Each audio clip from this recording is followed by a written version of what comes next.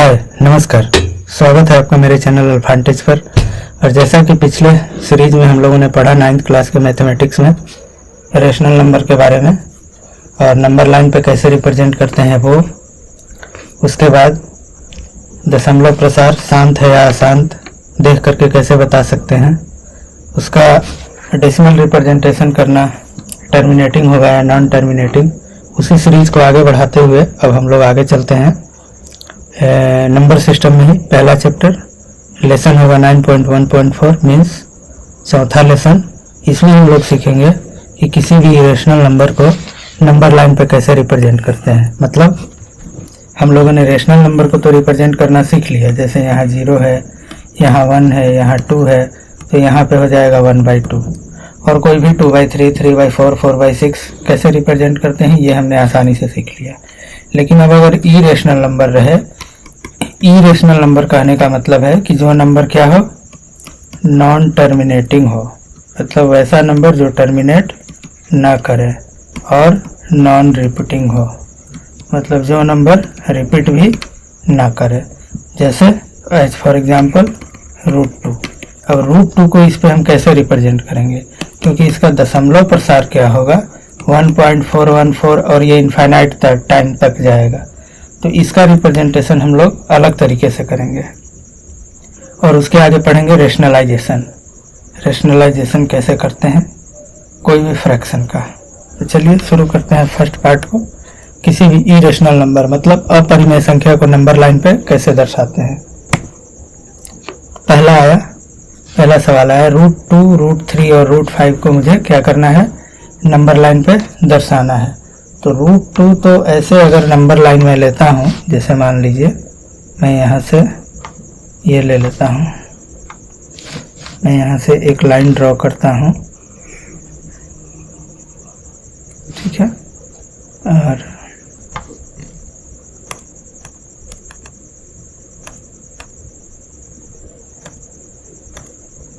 एक line draw कर लिया। मान लीजिए यहाँ 0 है, सॉरी यहाँ 0 है, यहाँ 1 है, यहाँ 2 है, यहाँ 3 है, यहाँ 4 है, ठीक है, यहाँ -1 है, यहाँ -2 है, यहाँ -3 है। अब इस पे √2 को हम कैसे रिप्रेजेंट करेंगे, क्योंकि √2 का मतलब होता है 1.414, आगे भी काफ़ी अनलिमिटेड टाइम तक आते जाएगा, लेकिन एग्जैक्ट √2 पॉइंट कहाँ पे होगा, इस चीज़ को रिप्रेजेंट हम कैसे करेंगे। तो इस चीज़ को रिप्रेजेंट करने के लिए मैं क्या करूँगा कि जैसे सबसे पहले इस ओरिजिन से एक पॉइंट लूँगा। ओरिजिन से पॉइंट लेने का मतलब है कि मैं क्या करूँगा कि यहाँ से सबसे पहले क्या करूँगा, ये अगर पॉइंट O है, ठीक है, तो take point OA equal to 1 unit. कहने का मतलब मैं पॉइंट O से इधर की तरफ 1 यूनिट लूँगा। 1 यूनिट यहाँ पे आया 1 पे, ठीक है। उसके बाद मैं क्या करूँगा, ये मानते हैं पॉइंट A है, ठीक है। अब मैं क्या करूँगा, पॉइंट A पर एक परपेंडिकुलर डालूँगा AB, ठीक है। OA पर मैं एक परपेंडिकुलर डालूँगा AB। कहने का मतलब OA लाइन ये है, इस पर परपेंडिकुलर मैं डालूँगा AB, इस तरीके से, ठीक है।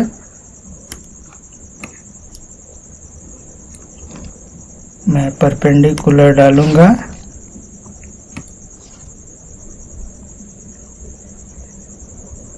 ठीक है, ये परपेंडिकुलर है, मान लीजिए ये हो गया B, ठीक है। अब मैं क्या करूँगा नेक्स्ट, इसके बाद मैं AB को लूँगा कितना यूनिट, 1 यूनिट, ठीक है। Take AB equal to 1 unit, मान लीजिए 1 यूनिट यहाँ पे आया, तो ये B पॉइंट कहाँ आ जाएगा, B पॉइंट हो जाएगा मेरा यहाँ पे ये भी क्या हो जाएगा 1 यूनिट। अब इससे होगा क्या कि मैंने जो लिया यहाँ पर OA भी मेरा क्या है 1 यूनिट, OB भी क्या है 1 यूनिट, और ये एंगल कितना है 90 डिग्री। तो अब मैं जब OB निकालूंगा, OB का लेंथ कितना होगा, एज पर पाइथागोरस थ्योरम से अगर मैं OB निकालूंगा तो OB का लेंथ हो जाएगा बेस का स्क्वायर प्लस हाइट का स्क्वायर मतलब √2, यानी कि O से B तक का जो लेंथ हुआ वो कितना हुआ √2। अब ये √2 तो मिल गया, O से लेके B तक की दूरी को क्या बोलेंगे हम √2। इसीलिए क्या करेंगे, O से एक आर्क लेंगे प्रकार की मदद से, O से B लेंथ का हम क्या करेंगे आर्क खींच देंगे। अब ये जो आर्क है, ये आर्क की दूरी O से B तक और यहाँ पर मूव करते हुए हर जगह कितना है √2 है, इसलिए इस पॉइंट को मैं क्या बोलूँगा, अगर मानते हैं इसको C, तो इसीलिए मेरा OC बराबर क्या हो जाएगा √2, यानी कि इस C पॉइंट पर कितना दूरी आएगा √2। ठीक है, इस तरीके से √2 का रिप्रेजेंटेशन हो गया। अच्छा, अब ये √2 का तो हो गया, लेकिन अब अगर मान लीजिए √3 को अगर रिप्रेजेंट करना रहता तो √3 को कैसे करते। अगर मान लीजिए एक लाइन है, कोई पॉइंट लिए O, ओरिजिन लिए, ठीक है, और उसके बाद क्या किए, take OA equal to 1 unit. ठीक है, सबसे पहले हम लोगों ने जो किया ये 1 यूनिट लिया, फिर क्या किया, AB परपेंडिकुलर डाले OA पर। ठीक है, इस OA पर मैंने क्या किया, एक परपेंडिकुलर लाइन ड्रॉ कर दिया। ठीक, चलिए अब ये जो लाइन परपेंडिकुलर ड्रॉ कर दिया, फिर क्या किया मैंने, take AB equal to 1 unit. मैंने A से B तक क्या ले लिया, 1 यूनिट ले लिया। एक और एक पाइथागोरस थ्योरम से ये लेंथ कितना हुआ √2। अगर √3 निकालना हो तो √3 के लिए क्या करेंगे हम, √3 के लिए करेंगे, √3 के लिए हम लोग क्या करेंगे, √3 के लिए हम लोग कर सकते हैं, OB कितना है मेरे पास √2।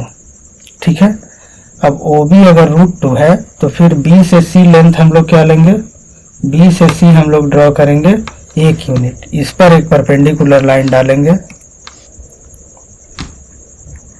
इस पर एक परपेंडिकुलर लाइन डालेंगे, परपेंडिकुलर मीन्स 90 डिग्री। ठीक है, ये इस लेंथ पर, इस पर एक परपेंडिकुलर डालेंगे और यहाँ से ये कितना ले लेंगे, C ले लेंगे 1 यूनिट। तो होगा क्या कि मेरे पास आ गया OB इक्वल टू √2 यूनिट और आ गया BC इक्वल टू 1 यूनिट। तो अब अगर हम इस फिगर को घुमा करके देखें तो OB मेरा बेस हो गया, BC हो गया हाइट, जब C को O से मिलाएंगे तो ये मेरा क्या हो जाएगा हाइपोटेन्यूज। ठीक है, हाइपोटेन्यूज हो जाएगा, तो इसका लेंथ क्या हो जाएगा, √अंडर पाइथागोरस थ्योरम के अनुसार √2 का स्क्वायर प्लस 1 का स्क्वायर, मतलब 2 + 1 इक्वल टू √3। तो कहने का मतलब अब ये जो √3 आया, O से C तक का लेंथ कितना आ गया √3। ठीक है, तो अब O से एक चाप लेकर इस C पॉइंट तक हम कहीं भी मूव कराएंगे तो ये कितनी लेंथ को रिप्रेजेंट करेगा, √3 को। ठीक है, इसको D मान लिए, तो O से D का लेंथ कितना हो गया √3। तो इस तरीके से ये किस चीज़ का रिप्रेजेंटेशन हो गया, √3 का। अच्छा, अब अगर √3 का आ गया, अब अगर आगे √5 का अगर करना हो तो √5 का कैसे करेंगे, तो √5 का करने के लिए हम क्या करेंगे, एक लाइन लेंगे, सभी में यही चीज़ करेंगे, एक लाइन लेंगे। ठीक है, ये एक पॉइंट लेंगे O, सबसे पहले क्या करेंगे, take OA equal to 2 unit. ठीक है, ये तक ले लिए, ये कितना है 2 यूनिट है। फिर क्या करेंगे, AB परपेंडिकुलर डालेंगे OA पर, OA लाइन पर एक लाइन परपेंडिकुलर डालेंगे। ठीक है, और AB इक्वल टू कितना लेंगे, AB इक्वल टू 1 यूनिट। ये मान लीजिए ये B है, ये कितना है 1 यूनिट। अब ये जो O से B का लेंथ होगा एज पर पाइथागोरस थ्योरम, अगर ये 90 डिग्री है, OB बराबर क्या हो जाएगा, √2 का स्क्वायर प्लस 1 का स्क्वायर बराबर √5 यूनिट। कहने का मतलब O को सेंटर मानते हुए, OB को रेडियस मानते हुए आर्क जब खींचेंगे तो यहाँ पे आएगा, तो O यहाँ से लेके इस पॉइंट तक का डिस्टेंस क्या हो जाएगा, √5। ठीक है, यहाँ से यहाँ तक का डिस्टेंस क्या हो जाएगा, √5, यानी कि √5 का रिप्रेजेंटेशन हम क्या कर पाए, नंबर लाइन पे कर पाए। अच्छा, √5 को करने के लिए हम कैसे जाने कि OA मैं 2 ही लूँ। ठीक है, इसके पहले वाले केस में मैंने OA 1 लिया था, इसके आगे वाले केस में मैंने OA कितना लिया, 2 लिया। तो ये मुझे कैसे पता, ऐसे पता कि अगर √5 अगर मुझे खींचना है तो मुझे पता है पाइथागोरस थ्योरम से अगर 2 का स्क्वायर जोड़े और 1 का स्क्वायर जोड़े तो ये लेंथ कितना आएगा √5। अगर √2 का खींचना हो तो ये 1 ले ये 1 ले, ये तो इसका लेंथ कितना आ जाएगा √1 का स्क्वायर प्लस 1 का स्क्वायर मीन्स √2। ठीक है, √3 का खींचना हो तो एक में लेंथ ले लूँ √2 और एक ले लूँ 1, तो कितना आ जाएगा 2 + 1 √3। ये तो बात हो गई √3 √2 √5। क्या सारे इरेशनल नंबर ऐसे ही हैं? नहीं, सारे इरेशनल नंबर तो ऐसे नहीं हैं जो आप क्लियरली पता कर पाओ कि 2 और 1 लेने बेस और हाइट तो √5 आ जाएगा। तो बाकी नंबर्स का रिप्रेजेंटेशन करने के लिए जैसे √5 √6 √7, तो इन सारे नंबर का रिप्रेजेंटेशन करने के लिए हम लोग कुछ अलग मेथड अपनाते हैं। जैसे अलग मेथड क्या अपनाते हैं, √6 के लिए आप क्या कर सकते हैं, √6 के लिए आप पहले √5 ड्रॉ कर लीजिए, तो बेस आपका आ जाएगा √5, फिर हाइट ले लीजिए 1, तो √5 का स्क्वायर प्लस 1 का स्क्वायर, ये कितना आ जाएगा √6, तो √6 मिल जाएगा। जब √6 मिल गया तो √7 का निकालना हो तो ये हो गया √6, इस पर एक परपेंडिकुलर डालिए, इसका हाइट 1 लीजिए, तो ये जो हाइपोटेन्यूज होगा √6 का स्क्वायर और प्लस 1, ये कितना हो जाएगा √7। ठीक है, तो इस तरीके से ये √7 का निकल गया। तो √5 √6 √7 का तो निकल गया है इस तरीके से कि एक साइड बेस ले लेंगे √5, तो हाइट मुझे लेना पड़ेगा 1, और फिर इसका आर्क लेकर के नंबर लाइन पे क्या करेंगे खींच देंगे, तो ये लेंथ कितना हो जाएगा √6, यहाँ से यहाँ तक अगर यहाँ से खींचे तो ठीक है √7 हो जाएगा। लेकिन कुछ संख्या ऐसे होते हैं कि अब अगर मान लीजिए दे सीधे कि √x का जैसे √7.5, अब अगर मान लीजिए ये दिया रहे कि √7.5 को नंबर लाइन पे रिप्रेजेंट कीजिए, तो √7.5 लाने के लिए अब हम कितना देर तक सोचेंगे कि बेस ले 7 हाइट ले 1। ठीक है, तो ये करना पॉसिबल नहीं है हर एक नंबर के लिए। 5 था तो 2 और 1 ले लिए, √5 आ गया पाइथागोरस थ्योरम से। मतलब इसको क्या किया मैंने कि इस हाइट को मैंने ले लिया 5 √2 और इसको ले लिया 1, तो 2 का स्क्वायर जोड़े का स्क्वायर का √, ये कितना आ गया √5। लेकिन सारे नंबर के लिए ये नहीं हो सकता, तो सारे नंबर के लिए एक जनरल वे क्या है, कोई भी नंबर हो सकता है x, अगर √x मुझे खींचना है तो इसको सिंपली 3 स्टेप में कैसे ड्रॉ कर सकते हैं। सबसे पहले क्या करेंगे, एक लाइन सेगमेंट ड्रॉ करेंगे, AB = x यूनिट, ये पॉइंट A है ये O है। ठीक है, AB = x यूनिट। अगर मान लीजिए √7.5 ड्रॉ करना है तो A से B तक का लेंथ कितना होगा 7.5। ठीक है, उसके बाद इसको C तक एक्सटेंड करेंगे और C तक एक्सटेंड करेंगे तो B से C का लेंथ कितना होगा 1 यूनिट। ठीक है, अब जो है A से C के बीच में मैं मिड पॉइंट निकालूंगा O को। मिड पॉइंट कैसे निकालते हैं, आधा से ज्यादा आर्क लेके इधर कट करेंगे और नीचे कट करेंगे, फिर इधर से इधर कट करेंगे और इधर कट करेंगे, दोनों को मिला देंगे, जिस पॉइंट पे मिलेगा वही इसका क्या होगा मिड पॉइंट। ठीक है, जब मिड पॉइंट मिल गया तो अब इसका OA को रेडियस मानते हुए एक आर्क खींच देंगे। ठीक है, जो C पर आएगा और इधर A पर आएगा। ठीक है, और ये जो पॉइंट है OB जो मैंने ड्रॉ किया था, ठीक है, A से लेके B तक के √x मैंने ड्रॉ किया था और इसको C तक एक्सटेंड किया था। ठीक है, और मिड पॉइंट मैंने वो निकाला था। फिर क्या करेंगे, ये BD परपेंडिकुलर ड्रॉ करेंगे AC पर, AC लाइन पर एक परपेंडिकुलर BD ड्रॉ करेंगे और फिर क्या करेंगे, OA को रेडियस मानते हुए ये आर्क खींच देंगे। ठीक है, तो अब जो मेरा लेंथ हो गया BD का लेंथ कितना आ गया, BD का लेंथ आ गया √x। अब B को सेंटर मानते हुए, D को रेडियस मानते हुए आर्क खींच देंगे। ठीक है, तो जब B को रेडियस मानते हुए और इसको सेंटर मानते हुए, यानी कि BD का लेंथ मेरा √x आ गया, जो भी x मैंने माना था, तो ये BD लेंथ क्या हो गया मेरा √x। अब इस √x को कैसे रिप्रेजेंट करेंगे, तो यही मेरा इस √x को यहाँ से यहाँ कट कर देंगे और यही मेरा क्या हो गया √x का रिप्रेजेंटेशन हो गया। अब आगे आते हैं, BD = √x कैसे हुआ, इस चीज को प्रूफ करना है। ठीक है, अगर मान लीजिए समझना है कि BD √x क्यों हो गया, ऐसा क्या कर दिए, तो ऐसा इसलिए हुआ कि AB कितना था मेरे पास, ए से बी तक मैंने एक्स ड्रॉ किया था, बी से सी एक यूनिट ड्रॉ किया था यहाँ पे, ठीक है। उसके बाद ए सी कितना हो गया मेरा एक्स प्लस 1।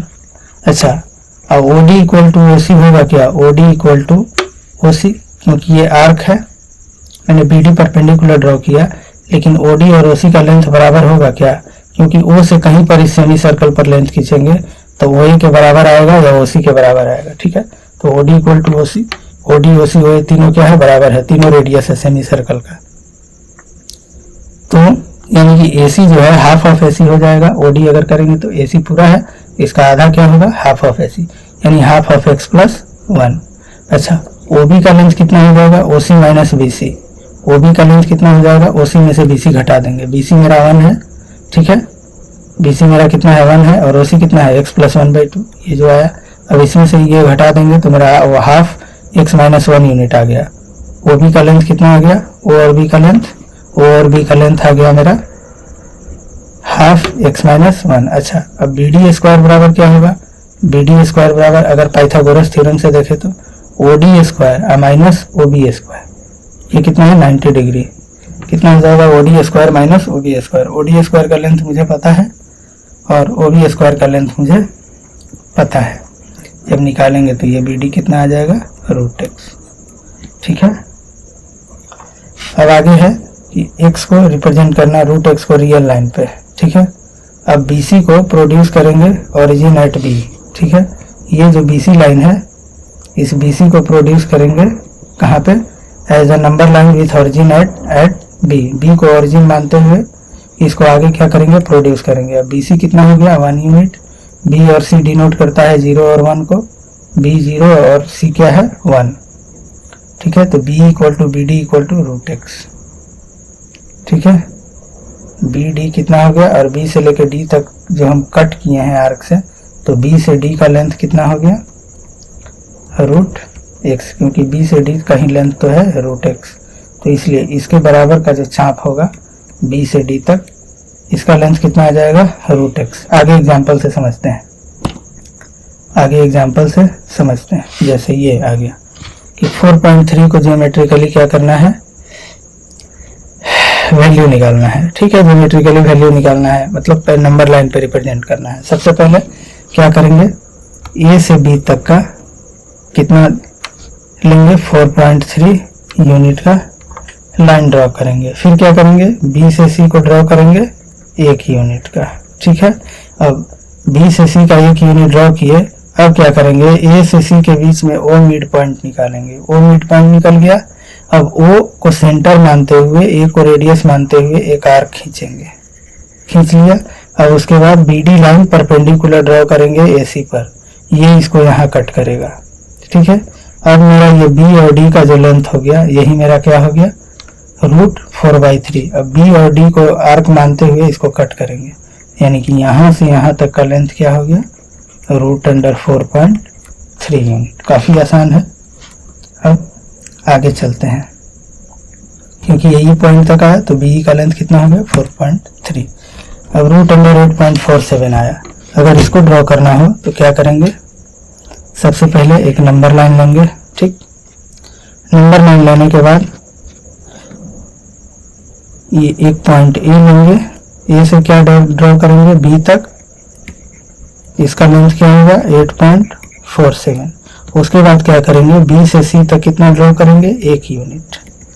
अब इसका मिड पॉइंट निकालेंगे ओ। अब अगर मान लीजिए ओ इसका मिड पॉइंट है, ओ ए को रेडियस मानते हुए एक आर्क ड्रॉ करेंगे, सेमी सर्कल,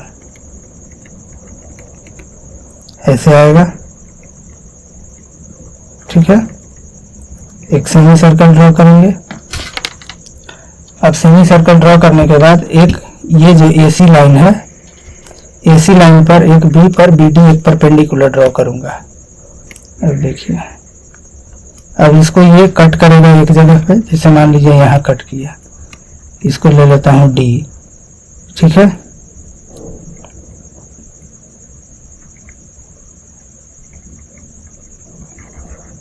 इसको ले लेता हूँ डी, ठीक है। ये हो गया मेरा डी, यही लेंथ मेरा क्या हो गया, रूट अंडर 8.47 बी से डी तक। अब बी से डी को रेडियस मानते हुए एक मैं आर्क खींच दूंगा, इसको बना दूंगा ई, तो बी से ई तक का लेंथ कितना हो गया, रूट अंडर 8.47। आगे बढ़ते हैं। चलिए अब ये इरेशनल नंबर को रिप्रेजेंट करना सीख लिए। अब इसके बाद अगर आपको कोई भी नंबर देगा, एक और बता देता हूँ, तो मान लीजिए रूट अंडर 11 को रिप्रेजेंट करना है, तो रूट अंडर 11 को कैसे रिप्रेजेंट करेंगे, एक नंबर लाइन लेंगे, ठीक है, एक पॉइंट लेंगे ए से बी तक क्या ड्रॉ करेंगे 11 यूनिट, बी से सी ड्रॉ करेंगे 1 यूनिट, इसका मिड पॉइंट निकालेंगे, वो ए को रेडियस मानते हुए एक सेमी सर्कल ड्रॉ करेंगे, फिर बी पर क्या करेंगे, एक परपेंडिकुलर लाइन ड्रॉ कर देंगे, ठीक है, परपेंडिकुलर लाइन ड्रॉ करेंगे, ये डी पर काटेगा, यही मेरा बी डी कितना हो जाएगा, रूट अंडर 11। अब इस बी से डी तक रेडियस मानते हुए एक आर्क ड्रॉ करेंगे जो ई पर काटेगा नंबर लाइन को, तो ये मेरा बी ई बराबर क्या हो जाएगा, रूट अंडर 11। यहाँ से यहाँ तक ये मेरा क्या हो जाएगा, रूट अंडर 11, या यहाँ से यहाँ तक ये क्या होगा, रूट अंडर 11। काफ़ी सिंपल है। आगे बढ़ते हैं। कोई भी रियल नंबर को नंबर लाइन पे रिप्रेजेंट करना है सक्सेसिव मैग्निफिकेशन के तौर पर। अच्छा, ये सक्सेसिव मैग्निफिकेशन क्या होता है, मतलब कोई संख्या अगर दिया हुआ है, जैसे अब अगर मान लीजिए कोई संख्या दिया हुआ है, जैसे एक एग्जांपल आगे ले लेते हैं 3.895, तो 3.895 हमको पता है 3.895 कहाँ लाई करेगा, लाइज बिटवीन 3 और 4, 3 और 4 के बीच में ये क्या करेगा, लाई करेगा, ठीक है। तो हम क्या करेंगे, एक नंबर लाइन लेंगे, ठीक है। चलिए अगर यहाँ मान लीजिए ये लिए 2 लिए, यहाँ लिए 3, तो यहाँ लिए 4, अब जो भी होगा 3.895 3 और 4 के बीच में लाई करेगा, ठीक है। तो 3.8 कहाँ लाई करेगा, अगर 3 से 4 को अगर मैं 10 पार्ट में डिवाइड कर दूं तो एक पार्ट 3.1 होगा, 3.2 होगा। अब जैसे देखिए 1 2 3 4 5 6 7 8 9, ये 10 पार्ट में हो गया, 1 2 3 4 6 7 8 9 10। तो ये हो गया 3.1 3.2 3.3 3.4 3.5 3.6 3.7 3.8, मतलब ये लाइन मेरा क्या हो गया 3.8, ये लाइन क्या हो गया 3.9। अच्छा, 3.8 और 3.9 के बीच में ही होगा 3.89। अब आगे बढ़ेंगे, फिर एक नंबर लाइन लेंगे। अब देखिए यहाँ पे मान लीजिए पॉइंट है 3.8, ठीक, यहाँ पे पॉइंट है 3.9। अब 3.8 और 3.9 को अगर 10 पार्ट में बांट दें, 1 2 3 4 5 6 7 8 9, 10 पार्ट में हो गया, तो ये हो गया 3.81, ये हो गया 3.81, ये हो गया 3.82, ये हो गया 3.83 3.84 3.85, ठीक है। ये आ जाएगा ये वाला आ जाएगा 3.89, ये वाला। अब आगे है 3.895, तो 3.895 जो होगा 3.89 और 3.9 के बीच में होगा, तो फिर क्या करेंगे, फिर इसको मैग्नीफाई करेंगे, इसीलिए इसको मैग्नीफाइंग बोलते हैं, मतलब बड़ा करते जा रहे हैं। पहले मेरा इन दोनों के बीच में, पहले मेरा इन दोनों के बीच में, तो इन दोनों को मैंने बढ़ा करके क्या किया, इतना बड़ा कर दिया। अब इन दोनों के बीच में मैं इन दोनों को बढ़ा दूंगा, ये है 3.89 और ये है 3.9। अब इसको मैं 10 पार्ट में कर दूंगा, 1 2 3 4 5 6 7 8 9, 10 पार्ट हो गया। ये हो गया 3.891, ये हो गया 3.892 893 894 895, ये वाला क्या हो गया 3.895। इस तरीके से 3.895 का रिप्रेजेंटेशन हम लोग कर पाए, ठीक है। अब मुझे क्या रिप्रेजेंट करना था 3.895 को, तो सबसे पहले 3.8 रिप्रेजेंट किया, फिर 3.89 रिप्रेजेंट किया और तब जाकर के 3.895 रिप्रेजेंट किया। मतलब बारी बारी से हम लोग इसको क्या करते गए, मैग्नीफाई करते गए, बढ़ाते गए, ठीक है, इस तरीके से। अब जैसे 2.32 का बार रिप्रेजेंट करना है 4 डिसिमल पे, 4 डिसिमल प्लेसेस पे करना है, मतलब 2.3222। ठीक है, तो सबसे पहले क्या रिप्रेजेंट करेंगे, कोई भी नंबर लाइन है, 2.3 कहाँ आएगा, 2 और 3 के बीच में आएगा। 10 पार्ट में करेंगे, 1 2 3 4 5 6 7 8 9 10। ठीक है, 2.1 2.2 2.3, ये मेरा क्या हो गया 2.3। अब जो 2.32 है वो किसके बीच में आएगा, 2.3 और 2.4 के बीच में। अब फिर इसको मैं मैग्नीफाई करूंगा, यहाँ लूंगा 2.3 और इसको 10 पार्ट में करूंगा, 1 2 3 4 5 6 7 8 9। ठीक है, और ये 10, 2.4। अब ये जो 2.3 2.4 के बीच में लाई करेगा 2.32, क्योंकि 2.31 2.32 यहाँ आ गया। ठीक है, 2.32 आ गया। अब ये आ गया 2.33। अब 2.322 किसके बीच में आएगा, इन दोनों के बीच में आएगा। अब मैं इन दोनों को मैग्नीफाई करूंगा, अब यहाँ लूंगा, एक लूंगा 2.32 और एक लूंगा 2.33। अब इसको 10 पार्ट में करूंगा, 1 2 3 4 5 6 7 8 9। ठीक है, अब ये 10 पार्ट में, ये हो गया 2.321 2.322, ये वाला मेरा क्या हो गया 2.322 और ये क्या हो गया 2.323। अब मुझे आगे करना है 2.3222, यानी कि फिर आगे एक नंबर लाइन लेंगे, यहाँ ले लेंगे 2.322 और ये ले लेंगे 2.323, इसके बीच में थ्रू, इसको भी 10 पार्ट में करूँगा, 1 2 3 4 5 6 7 8 9। ये मेरा हो जाएगा 2.3221, ये वाला क्या हो जाएगा 2.3222। फाइनली क्या कर पाए हम, 2.322 को रिप्रेजेंट कर पाए। तो इस तरीके से मैग्नीफाई करके हम किसी भी नंबर लाइन को क्या कर सकते हैं, रिप्रेजेंट कर सकते हैं। फिर आया √5, तो एक तरफ क्या लेंगे, √5 अगर रिप्रेजेंट करना है तो एक तो तरीका है, आप ए और बी ले लीजिए, ए बी ले लीजिए 5, बी सी ले लीजिए 1, फिर इसका मिड पॉइंट निकालिए, ओ ए का फिर क्या कीजिए, आर खींचिए, फिर बी पर डी परपेंडिकुलर लाइन ड्रॉ कर दीजिए, तो बी डी बराबर क्या हो जाएगा √5। ठीक है, चलिए आगे √10। ये सारे सवाल आप खुद से बनाएंगे, इतना बनाने बैठ गए तो ये 8 घंटा लग जाएगा वीडियो, तो इसलिए आप इसको पॉज करेंगे और इन सारे क्वेश्चंस को सॉल्व करेंगे। ठीक है, ये सारे उसी मेथड से बनेंगे। अब ये 1+ है, तो 1+ के लिए क्या करेंगे, 1 एक्स्ट्रा ले लेंगे। जैसे आपने √9.5 बना लिया, ए से बी तक ड्रॉ किया, ठीक है, फिर बी से सी 1 यूनिट लिया, फिर ओ निकाला, फिर बी से डी आपका जो आएगा √9.5 आएगा।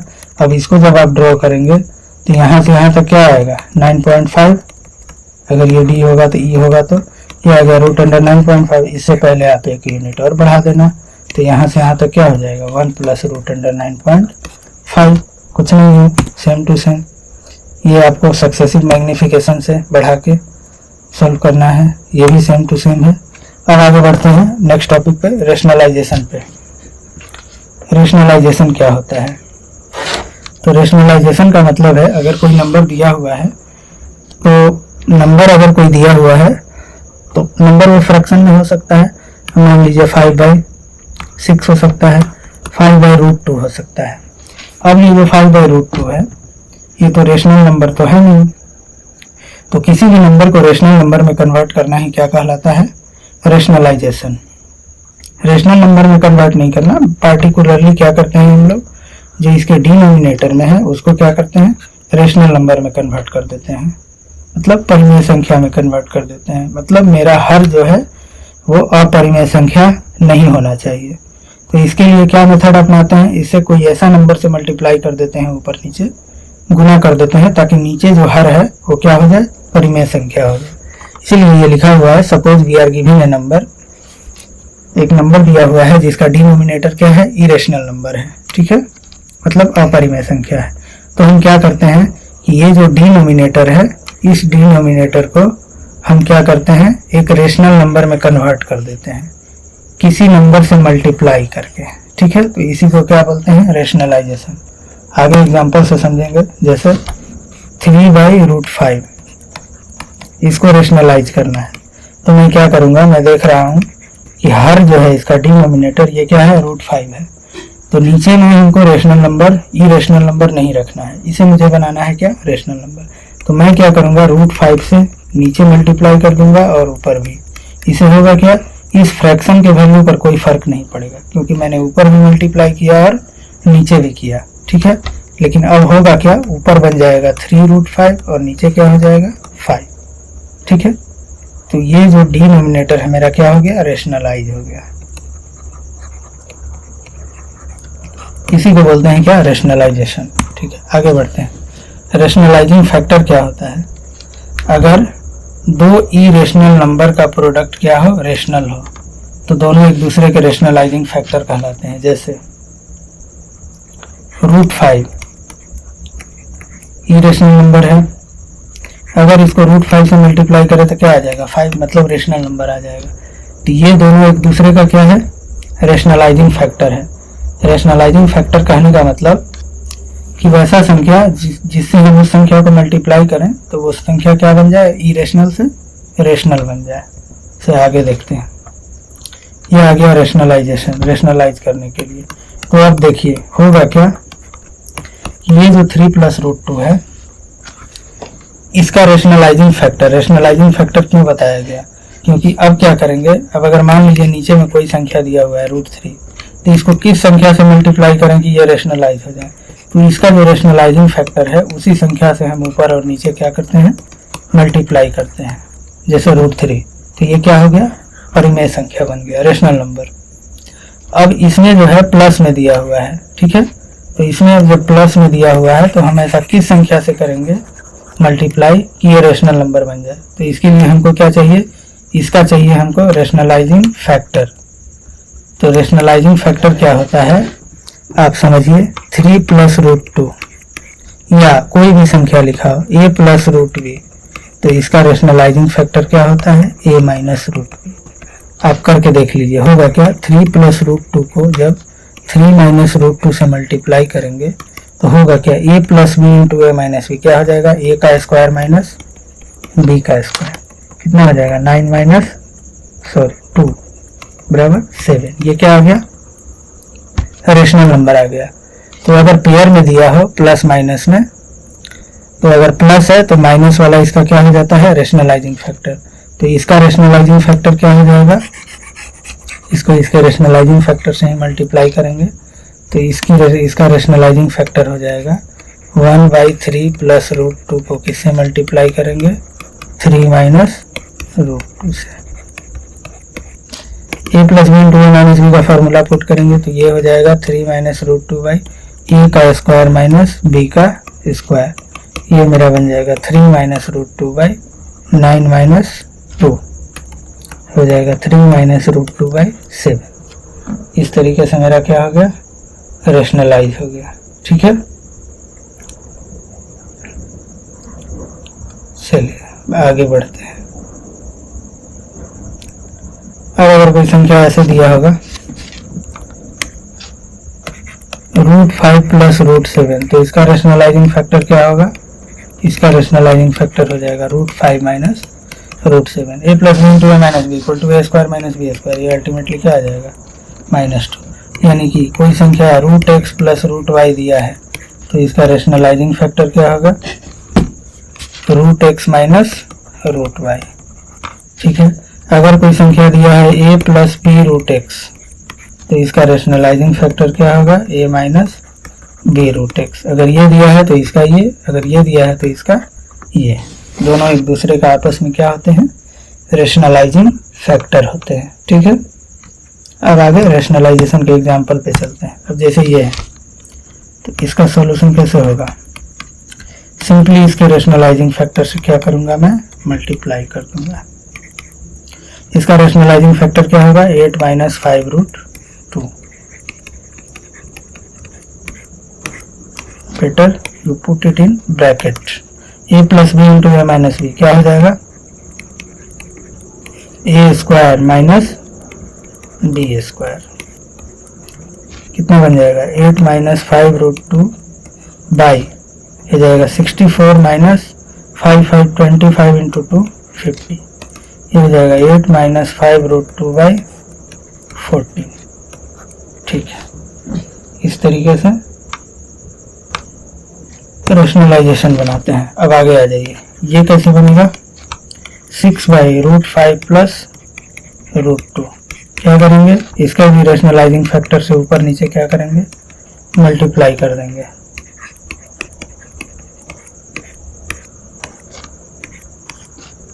क्या हो जाएगा, 6/6 इंटू √5 माइनस √2 जाएगा a plus B into A minus B, A square minus B square. ये कितना हो जाएगा, 6 इंटू √5 माइनस √2/3।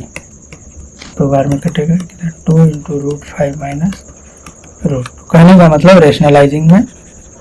रेशनलाइजेशन में डिनोमिनेटर में कोई भी इरेशनल नंबर हमें नहीं चाहिए, उसे हमें क्या करना होगा, रेशनल नंबर बनाना होगा। चलिए आगे बढ़ते हैं, आगे भी है, ये आप खुद से बनाएंगे, सोल्व करेंगे। ये भी सारे सवाल है, इसको आप सोल्व करेंगे। अब जैसे ये है, इसमें a प्लस बी का मान निकालना है, a और b का मान, इसको कैसे सोल्व करेंगे। सबसे पहले जो दिया है this by this equal to a plus B √5, मतलब इन दोनों पूरे का वैल्यू किसके बराबर आएगा, इसके बराबर। अगर इस फॉर्मेट में हम इसका वैल्यू ला दिए तो a और b का वैल्यू हम क्या कर सकते हैं, निकाल सकते हैं। करेंगे क्या, पहले LHS जो है इसको बोलते हैं लेफ्ट हैंड साइड, ये वाला, और बराबर के, और ये बराबर के राइट हैंड साइड में है, तो इसको बोलते हैं RHS और इसको बोलते हैं LHS। तो LHS जो मेरा है 4 प्लस 3√5 बाई 4 माइनस 3√5। अब इसको रेशनलाइज करने के लिए मैं इसके रेशनलाइजिंग फैक्टर से क्या करूंगा, मल्टीप्लाई कर दूंगा, नीचे वाले के रेशनलाइजिंग फैक्टर से, ऊपर वाले के नहीं, क्योंकि मुझे डिनोमिनेटर को रेशनलाइज करना है। ठीक है, तो ऊपर हो जाएगा a plus B into A plus B, क्या हो जाएगा, a प्लस बी का होल स्क्वायर। ये क्या हो जाएगा, a square plus b square, कितना हो जाएगा, 3 इंटू 3 इंटू 5, 3 इंटू 3 9, 9 5 45। अब प्लस 2ab, 4 2 जा 8, 8 इंटू 3 24√5।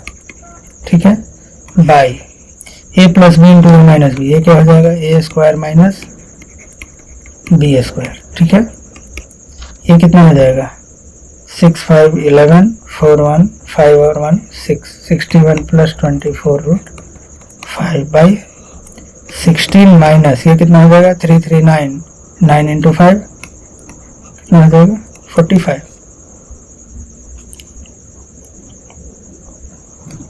ठीक है, 4 इंटू 4 16, 16 इंटू, हाँ ठीक है, ये मेरा आ जाएगा 61 प्लस 24√5 बाई माइनस 29। अब इसको अलग अलग कैसे लिख सकते हैं, माइनस 61/29। ठीक है, अब प्लस माइनस 24/29 इंटू √5। ठीक है, ऐसे लिख सकते हैं। तो अब मेरा RHS क्या है, RHS बराबर है a प्लस बी √5।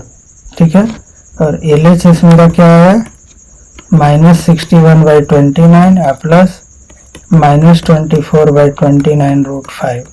अब देखिए √5 की जगह √5 है, a की जगह क्या आया, तो a इक्वल टू आ गया माइनस 61/29 और b की जगह क्या आ गया, माइनस 24/29। ये मेरा क्या हो गया, आंसर। इस तरीके से इन सारे सवालों को सोल्व करना है। ये भी है, आपको रेशनलाइज करना है। सबसे पहले इसको रेशनलाइज करते हुए इसका वैल्यू निकालना है। आपको √5 √10 का दिया है, इसका इस्तेमाल करेंगे और बनाएंगे। आगे बढ़ते हैं, इसको भी आपको रेशनलाइज करके सोल्व करना है पिछले सवाल की तरह, और a और b का मान निकालना है। प्रूफ कीजिए, सारे को रेशनलाइज करते हुए सोल्व कीजिए और RHS के बराबर लाइए।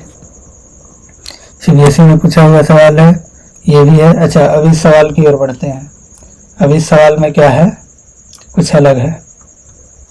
अब इस सवाल में आपको बताना है x का मान दिया हुआ है, x इक्वल टू 3 प्लस 2√2। मुझे निकालना है x स्क्वायर प्लस 1/x²। ठीक है, तो इसके लिए पहले हम करेंगे क्या, x का मान पता है और 1/x का मान कितना होगा, 1/3 प्लस 2√2। अच्छा, अब इसको जब हम रेशनलाइज करेंगे तो 1/3 प्लस 2√2 को किससे मल्टीप्लाई करेंगे, इसके रेशनलाइजिंग फैक्टर से, हो जाएगा 3 माइनस 2√2 बाई 3 माइनस 2√2। ऊपर कितना आ जाएगा 3 माइनस 2√2 और नीचे आ जाएगा ए स्क्वायर माइनस बी स्क्वायर, यानी कि रेशनलाइजिंग फैक्टर 1/x कितना आ गया 3 माइनस 2√2 और x कितना था 3 प्लस 2√2। ये मेरा दो चीज निकल गया। अब निकालेंगे x प्लस 1/x। x का मान मेरे पास आ गया 3 प्लस 2√2 प्लस 1/x का मान आ गया 3 माइनस 2√2 प्लस 2√2 माइनस 2√2, यानी कि x प्लस 1/x का मान कितना आ गया 6। ठीक है, अब x प्लस 1/x का मान कितना आ गया 6। अब नेक्स्ट पेज पे चलते हैं। x प्लस 1/x का मान आ गया 6। मुझे निकालना क्या है x स्क्वायर प्लस 1/x का मान। x प्लस 1/x का मान आ गया 6, तो अब मैं क्या करूँगा स्क्वायर बोथ साइड्स, दोनों साइड क्या करेंगे स्क्वायर करेंगे, तो होगा क्या x प्लस 1/x का होल स्क्वायर बराबर क्या हो जाएगा 6 का होल स्क्वायर। ये हो जाएगा a square plus b square और प्लस 2ab, 2 इंटू ए इंटू बी बराबर क्या हो जाएगा 36। x से x कट जाएगा, क्या बचेगा x square plus 1/x square बराबर 36 माइनस 2 बराबर क्या आ जाएगा 34। इस तरीके का सवाल भी बनता है रेशनलाइजेशन में। आप इसको क्या करेंगे सॉल्व करेंगे। आगे बढ़ते हैं। ये सवाल अधूरा रह गया, लगता है कट गया, छोड़िए इसको आप बना लीजिए इवेलुएट 1/x। ठीक है, ये सवाल है x दिया है y दिया है आपको x स्क्वायर, इसमें भी आपको रेशनल नंबर रेशनलाइज करना है। इसमें भी x का मान दिया है, x स्क्वायर निकालिए, x क्यूब निकालिए और इसका वैल्यू निकालिए, रेशनलाइज कीजिए। इसका डिनोमिनेटर रेशनलाइजेशन है, आसान है। ये भी आपको क्या करना है 3 डिसिमल तक वैल्यू निकालना है, रेशनल नंबर ए बी का मान निकालना है। मतलब आप इसको रेशनलाइज करके इस फॉर्मेट में लाएंगे और ए और बी का मान निकालेंगे। उसी तरीके से ये भी है सेम टू सेम, इसको सिंप्लीफाई करना है, इसे भी सिंप्लीफाई करना है, ये प्रूफ करना है। मतलब ये आपका LHS हो गया, ये RHS, तो LHS को RHS के बराबर लाना है। ए और बी का वैल्यू सेम टू सेम वैसे ही निकालना है, सिंप्लीफाई। अब बताना है कि x प्लस 1/x का मान निकाल के कि ये रेशनल है कि इरेशनल, इसका भी वैल्यू, ये भी वैल्यू निकालना है x प्लस 1/x। तो इन सारे सवालों को आपको क्या करना है सॉल्व करना है। ये सारे सवाल RS अग्रवाल से लिए गए हैं, RS अग्रवाल बुक को आप फॉलो कर सकते हैं। ठीक है, इन सारे सवालों को आप खुद बनाएंगे इत्मीनान से। जो भी सवाल है वीडियो पॉज करेंगे और इसको सॉल्व करेंगे, उसके बाद आगे बढ़ेंगे। ठीक है, तो अभी के लेसन में इतना ही रखते हैं। आगे इसके बाद हम लोग पढ़ेंगे पावर के बारे में, घात जिसे बोलते हैं घात। किसी भी संख्या का पावर दिया हुआ है तो उसका कैसे इवेल्युएशन करते हैं, छोटा सा टॉपिक अब रह गया है। इसके बाद आपका रेशनल नंबर सिस्टम कंप्लीट हो जाएगा। ठीक है, तो आज के लेसन में बस इतना ही रहने देते हैं। आप बने रहिए, वीडियो को देखते रहिए और अगर कोई नई चीज़ चाहिए तो आप कमेंट कीजिए, उसे जरूर ऐड किया जाएगा। धन्यवाद।